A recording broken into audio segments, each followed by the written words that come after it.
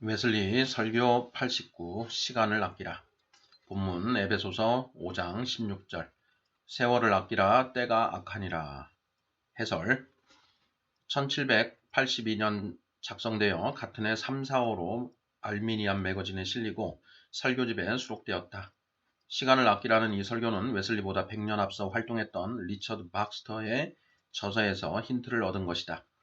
잠의 시간을 허비하지 않고 아끼는 절제된 삶을 그리스도인의 자기 부정의 윤리적 삶으로 해석하고 있다. 곧 시간을 아낌으로 그리스도인들은 내면적이며 외면적인 성결을 철저히 추구할 수 있다고 가르친다. 서론 부분 읽어보도록 하겠습니다. 에베소서 5장 16절에서 바울은 세월을 아끼라 내가 때가 악하니라고 말합니다. 이는 우리가 가진 시간을 최상의 목표를 위해 사용하라는 말씀입니다. 곧 죄와 사탄이 지배하는 허망한 시간을 버리고 더욱 부지런하여 게으름, 안락함, 쾌락, 세상사의 시간을 빼앗기지 말라는 말씀입니다. 왜냐하면 때가 악하여 이 세상이 탐욕스러운 무지와 비도덕성과 저속함으로 가득하기 때문입니다. 이것이 말씀의 전체적인 의미인 듯 싶습니다. 그러나 나는 여기서 시간을 아끼는 곧 잠에서 깨어나는 특별한 방식을 말씀드리려 합니다. 이 점에 대해서는 경건한 사람들조차 언급하지 않았던 삶의 방식입니다. 다른 면에 대해서는 탁월하게 언급했던 사람들조차 언급하지 않았던 방식입니다. 잠을 더 자든지 혹은 덜 자든지 하는 문제에 대해서는 대부분의 사람들이 그리스도인의 절제를 이루는 중요한 덕목으로 생각한 것 같지 않습니다. 이 점에 대해 좀 더 정당한 개념을 가지기 위해서 다음과 같은 문제들을 제기함으로써 시작하고자 합니다. 첫째, 잠에서부터 시간을 아끼라는 의미가 무엇인가? 둘째, 시간을 아끼지 않는 악이란 무엇인가? 셋째, 시간을 아끼는 가장 효과적인 방법은 무엇인가? 본문 이제 첫 번째 파트로 들어갑니다. 먼저 잠에서부터 시간을 아끼라는 의미가 무엇인가? 일반적으로 이 의미는 몸과 정신의 건강을 위해 필요한 만큼만 잠을 취하라는 말입니다. 사람에 따라 잠을 자야 하는 시간이 다릅니다. 그리고 똑같은 사람이라 할지라도 때에 따라서는 적은 시간을 자야 되는 경우도 있지만 많은 잠을 자야 할 경우도 있습니다. 몸이 아플 때 혹은 오랜 병으로 몸이 약해졌을 때는 건강이 정상적일 때와는 다르게 많은 잠을 필요로 합니다. 또한 힘들고 오랜 노동으로 심신이 지쳐 있을 때에도 많은 잠을 요구합니다. 그러므로 잠자는 시간을 정해서 모든 사람에게 일률적으로 적용하는 것은 맞지 않습니다. 똑같은 사람이라 할지라도 일률적으로 잠자는 시간을 적용하는 것 또한 맞지 않습니다. 테일러 감독과 같은 이가 잠자는 표준 시간을 하루 중 3시간으로 정한 것은 바람직하지 않은 듯 합니다. 또한 선한 청직이었던 박스터가 하루 중 4시간으로 잠자는 시간을 정한 것도 타당해 보이지 않습니다. 저는 하루 24시간 중 누구도 5시간 이상을 잠자는 데 소용해서는 안 된다고 주장하는 이도 알고 있습니다. 그러나 이러한 표준을 스스로 적용해 본다면 그 주장이 쓸모없다는 것을 알게 될 것입니다. 지난 50년 동안 제 경험을 통해 말하면 정상적인 인간의 육체는 하루 건강을 위해 최소 6시간은 잠을 자야 한다고 생각합니다. 1년 넘게 계속해서 이보다 덜 잠을 자면서 건강을 유지한 남자나 여자를 만나본 적이 없습니다. 오랜 경험에서 본다면 여자는 남자보다 더 많은 잠을 필요로 합니다. 왜냐하면 여자들은 일반적으로 몸이 남자보다 약하고 더 많은 수분을 요구하기 때문입니다. 그러므로 이러한 표준을 정해야 한다면 제 생각으로는 건강한 남자는 6시간 이상을 푹 자야 하고 건강한 여자의 경우는 하루 7시간 이상을 자야 한다고 생각합니다. 제 경우는 최소 하루 6시간 반을 자야 하고 그 이하로 자면 건강을 유지하기 힘들다고 생각합니다. 누군가가 잠자는 시간에 대해 표준을 자신에게 만들고자 한다면 제가 60년 전 만들었던 기준을 적용해 보면 좋을 듯 싶습니다. 그 당시 나는 매일 밤 12시나 1시쯤 깨어서 얼마간 앉아 있었습니다. 이렇게 잠을 자는 것은 제 몸이 필요한 시간보다 더 많은 시간을 침대에 누워있게 한다는 것을 쉽게 깨달을 수 있었습니다. 다음날 나는 알람 시계를 맞춰놓고 7시에 일어났습니다. 그런데 그날 밤 다시금 밤에 깨어 있었습니다. 둘째 날은 아침 6시에 일어났습니다. 그런데 그날 밤도 잠에서 깨어 있었습니다. 셋째 날은 아침 5시에 일어났습니다. 역시 그날도 밤에 잠에서 깨어 있었습니다. 넷째 날은 아침 4시에 일어났습니다. 그날은 하나님의 은혜로 더는 잠을 취할 수 없는 밤이었습니다. 그리고 이제 와서는 한 달을 통틀어 밤에 15분 이상을 깨어 있지 않습니다. 제가 했던 방식처럼 좀 더 일찍 일어나는 실험을 통해 누구나 자신의 몸이 얼마의 시간을 잠으로 요구하는지 실험해 볼 수 있습니다. 그런데 왜 어떤 이들은 그렇게도 고심해야 합니까? 왜 그토록 잠자는 시간에 대해 규칙적이어야 할 필요가 있습니까? 왜 우리는 스스로 그토록 규칙적이어야 합니까? 다른 사람들이 하는 것처럼 여름에는 저녁 10시부터 다음날 아침 6시나 7시까지 취침을 하고 겨울에는 8시나 9시까지 잠을 잔다면 무슨 해가 되는 것입니까? 이 질문에 답하기 위해서는 공정하게 살펴보는 것이 필요합니다. 이제부터 제가 말씀드리려 하는 것은 여러분이 삶에서 들어본 것과는 아주 다른 이야기가 될 것입니다. 적어도 여러분의 친지나 부모로부터 들었던 얘기와는 다른 것들일 것입니다. 어쩌면 믿음이 아주 좋은 사람들이 전해준 말들과도 다른 것들일지 모르겠습니다. 그러므로 진리의 영을 향해 여러분의 마음을 여시고 누구의 권위에도 치우치지 않고 오직 예수 안에서 진리를 보고 따를 수 있도록 마음을 비춰달라고 기도하시기 바랍니다. 참으로 여러분은 잠에서 깨어나 세월을 아끼지 않는다면 어떤 해가 되는지 알기를 열망하십니까? 그렇다면 자야 할 그 시간보다 하루 1시간을 더 잔다고 한번 생각해 보십시오. 그렇게 되면 먼저는 여러분의 재산에 피해를 가져다 줍니다. 하루 1시간씩 더 자게 된다면 시간적으로 따져 일주일에 6시간을 날려 보내는 것입니다. 그 시간 동안 일을 해서 돈을 벌 수 있다면 그 시간이 그렇게 작은 시간이겠습니까? 그러니 이런 시간을 그냥 날려보낼 이유가 없는 것 아닙니까? 시간을 낭비하지 않고 싶다면 그 시간을 돈을 버는 일에 투자하십시오. 당신과 이웃에게 돈을 가져다 주는 일에 시간을 투자해 보십시오. 둘째로 여러분이 필요 이상의 잠을 자게 되면 여러분의 건강을 해치게 됩니다. 이는 분명한 진리입니다. 그런데 이것이 일반적으로 잘 관찰되질 않습니다. 왜냐하면 악마가 서서히 그리고 느끼지 못할 정도로 여러분의 삶에 조용히 들어오기 때문입니다. 이처럼 점진적이고 거의 인식할 수 없는 방식으로 모든 질병이 우리의 몸에 들어옵니다. 특별히 많은 잠은 모든 신경계통의 질병의 주요 원인이 됩니다. 왜 그렇게도 신경계통의 질환이 우리 선조 때보다도 지금 심한지 여러 의문을 갖습니다. 다른 원인들도 있겠습니다만 제 생각으로 가장 주된 이유는 우리가 너무 필요 이상의 시간을 침대에 누워 있기 때문입니다. 4시에 일어나는 대신에 빵 걱정을 않는 우리 대부분은 7시나 8시까지 혹은 9시까지 잠을 잡니다. 더는 의문이 필요치 않습니다. 잠을 오래 자는 것이 신경계통의 질환이 늘어나는 현상을 충분히 설명하고 있는 것입니다. 대부분의 질병의 대부분은 너무 잠을 많이 자기 때문이고 또한 침대에 오래 머물러 있는 것이 해가 되지 않는다고 생각하기 때문이기도 합니다. 오랫동안 따뜻한 침대 시트 안에 머물러 있으면 몸은 열이 오르고 약해지며 무기력하게 됩니다. 그러는 사이 신경들은 아주 약해지고 우울증의 징조들인 어지럼, 불안감, 사기 저하 등이 나타납니다. 잠을 너무 많이 잔다든지 침대에 오래 머물러 있게 되면 그 공통된 결과가 특별히 신경과 관련된 시력의 약화를 가져옵니다. 제가 젊었을 때는 시력이 아주 약했습니다. 그런데 지금은 40년 전보다 더 좋은 시력을 가지게 되었습니다. 나는 이것이 하나님의 복이라 생각합니다. 그런데 이러한 하나님의 복을 가져오게 한 외적인 수단은 바로 매일 아침 일찍 일어나기 때문입니다. 아침에 일찍 일어나지 않고 잠에서 시간을 아끼지 않는 것은 몸뿐 아니라 우리의 영혼을 해칩니다.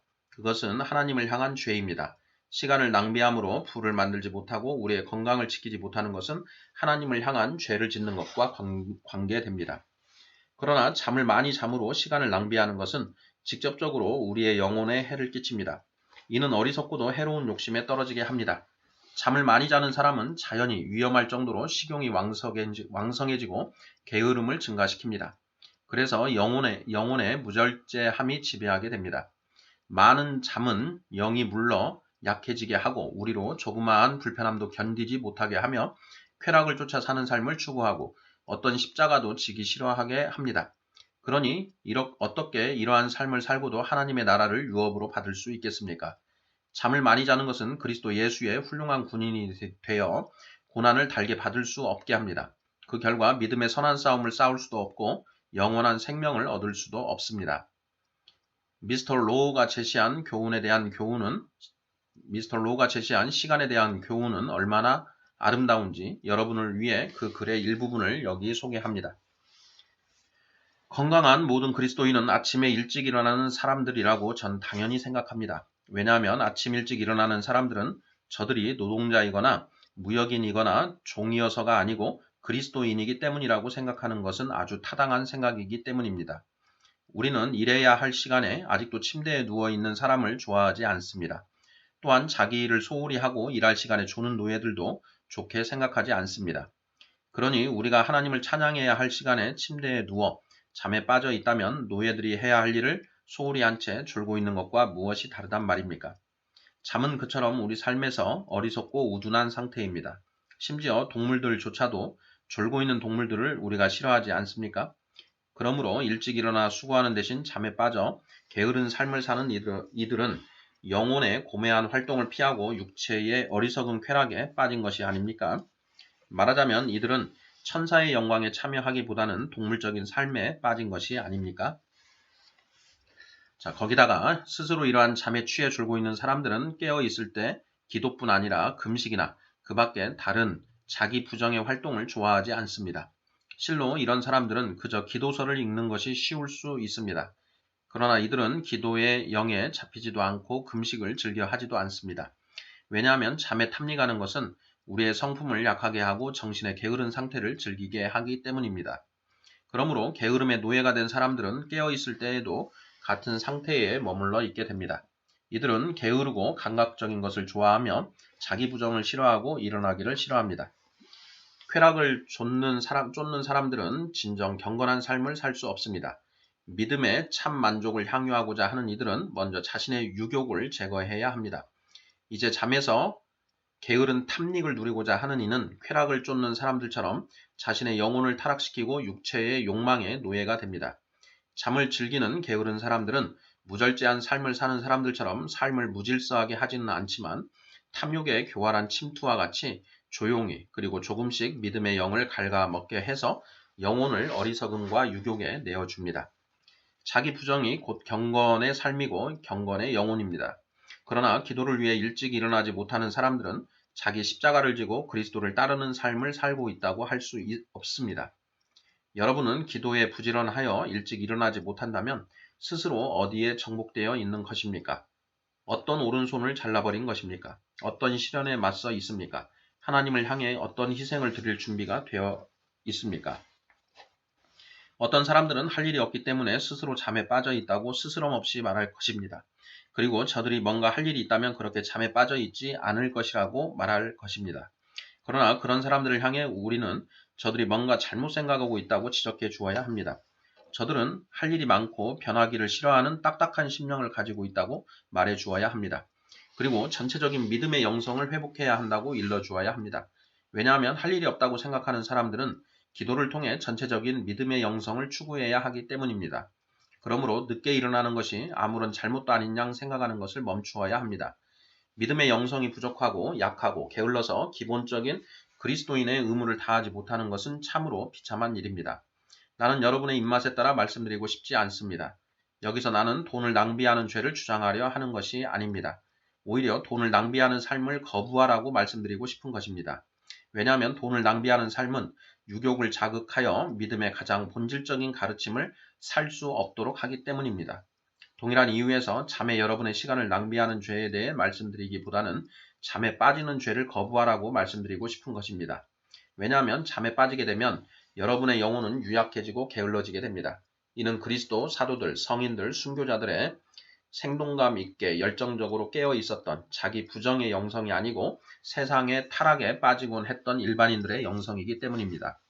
그러므로 여기서 우리는 잠에 빠진 삶을 고발해야 하겠습니다. 잠에 빠진 삶이 우리의 전체 영역에까지 미친 일반적인 습관을 비판하고 전적으로 잘못된 마음의 상태를 비판해야 합니다. 잠에 빠진 삶은 경건한 삶이 아닙니다. 이는 우연한 실수나 잘못이 경건한 삶의 반대가 된다는 의미에서가 아니고 몸의 병든 상태가 건강의 반대가 된다는 의미에서입니다. 달리 말하면 자기 부정의 수행으로서 탐닉을 피하는 한 방법으로서 시간을 아끼고 기도의 영을 깨우는 하나의 방법으로 여러분이 매일 일찍 일어난다면 여러분은 곧 일찍 일어나는 부지런함이 가져다주는 유익을 얻게 될 것입니다. 이러한 삶의 방식은 조그만 것처럼 보일지 모르지만 위대한 경건의 삶의 한 수단이 될 수 있습니다. 일찍 깨어 기도한다면 유약함과 게으름이 곧 믿음의 해가 됨을 끊임없이 깨닫게 될 것입니다. 나는 여러분이 영적 힘을 길러 영적 전쟁에서 영혼의 해가 되는 쾌락과 나쁜 성품을 거부할 힘을 얻도록 훈련하라고 말씀드리는 것입니다. 그렇게 거룩한 습관을 심고 물을 주면 하나님은 여러분의 영혼을 강건하게 키워갈 것입니다. 여기까지 해서 본문 두 번째 파트 시간을 아끼지 않는 악이란 무엇인가에 대한 내용이고요. 이제 세 번째 파트입니다. 자, 셋째로 어떻게 우리가 시간을 아낄 수 있는 힘을 키워갈 수 있는지 생각해 봅시다. 어떤 방법으로 이토록 중요한 절제의 덕목을 효과적으로 훈련할 수 있는지 알아봅시다. 나는 여러분에게 권면합니다. 시간을 아끼는 것이 아주 중요하다는 사실을 여러분이 먼저 확신하시기 바랍니다. 그 확신을 소멸하지 말고 끊임없이 키워가시기를 바랍니다. 그런데 이 일을 위해 여러분의 힘에만 의존하지 마십시오. 여러분 스스로 힘에 의지한다면 곧 실패로 끝나게 될 것입니다. 여러분 스스로의 힘으로 어떤 선한 일을 할 수 있다고 생각하지 마십시오. 그리하면 여러분의 힘과 결단은 무의로 끝날 수 있습니다. 자신을 스스로 의지하는 사람은 혼란에 빠지게 될 것입니다. 이 점에서 나는 예외를 본 적이 없습니다. 나는 스스로의 힘을 믿는 사람이 자신의 결단을 12개월간 지속할 수 있는 사람을 아직 경험해 보지 못했습니다. 저의 두 번째 권면은 힘을 달라고 전능하신 분에게 부르짖으라는 것입니다. 하늘과 땅에 전능한 힘을 가지신 분께 부르짖으십시오. 그분이 우리의 기도에 응답하심을 믿으십시오. 여러분이 스스로 확신을 가질 수 없다면 하나님께로부터 많은 것을 얻을 수가 없습니다. 그러므로 믿음에 거하십시오. 그리하면 하나님의 능력이 여러분의 약함 가운데 완전하여질 것입니다. 저의 세 번째 권면은 여러분의 믿음에 신중함을 더하라는 것입니다. 여러분의 목표를 이루기 위해서는 가장 합리적인 방법을 사용하십시오. 특별히 올바른 목적을 가지고 시작하십시오. 그렇지 않으면 여러분의 수고는 헛것이 될 것입니다. 여러분이 일찍 일어나기를 원한다면 일찍 잠자리에 드십시오. 매사에 이 점을 깊이 생각하십시오. 가장 친하고 소중한 동료들이 함께 있을 때에라도, 가장 진지한 간청이 있을 때에라도, 간청이나 조롱이나 비판이 있을지라도 여러분의 시간을 꼭 지키십시오. 여러분이 정한 시간에 정확하게 일어나고 꼼지락거리지 말고 벌떡 일어나십시오. 아무리 중요한 일이 있어도 여러분의 시간을 지키십시오. 아침까지 모든 일을 제쳐 놓으십시오. 시간을 지키는 것이 십자가를 지는 것이고 자기를 부인하는 길입니다. 시간을 지키십시오. 그렇지 않으면 모든 것이 끝장이 됩니다. 저의 네 번째 권면은 이것을 지속하라는 것입니다. 뜸들이지 말고 여러분의 일어나는 시간을 지키십시오. 아침에 2번 일어나고 세 번째 다시 침대에 드는 일이 없도록 하십시오. 언제나 한 번에 일어나도록 하십시오. 머리가 무겁다는 핑계를 대지 마십시오. 의식하지 않으면 곧 머리가 무거운 것은 사라질 것입니다. 오늘은 이상하게 졸리고 눈이 무겁다는 생각을 버리십시오. 타협하지 마십시오. 타협하기 시작하면 벌써 실패하기 시작한 것입니다. 그리고 바로 생각한 것을 실행에 옮기십시오. 결단한 것을 깨뜨리지 마십시오. 곧 일어나 여러분이 정한 시간에 정장을 하십시오. 어쩌면 여러분은 다음과 같은 변명을 할 수 있습니다. 충고는 고맙지만 너무 늦은 거야. 나는 이미 마음먹은 것을 어겼잖아. 나는 계속 일찍 일어났어. 한동안 늦게 일어난다고 해로울 것 없잖아. 그런데 이제 잠에 조금씩 낭비한 시간이 상당한 시간이 되었군. 그렇다면 이제 다시 시작하십시오. 내일부터 시작하십시오. 아니면 일이 있든지 동료들이 있든지 오늘 저녁부터 시작하십시오. 이전보다 더 겸손한 자세로 시작하십시오. 그렇지만 하나님 안에서 더 큰 확신으로 시작하십시오. 몇 가지 규칙을 따르기만 하십시오.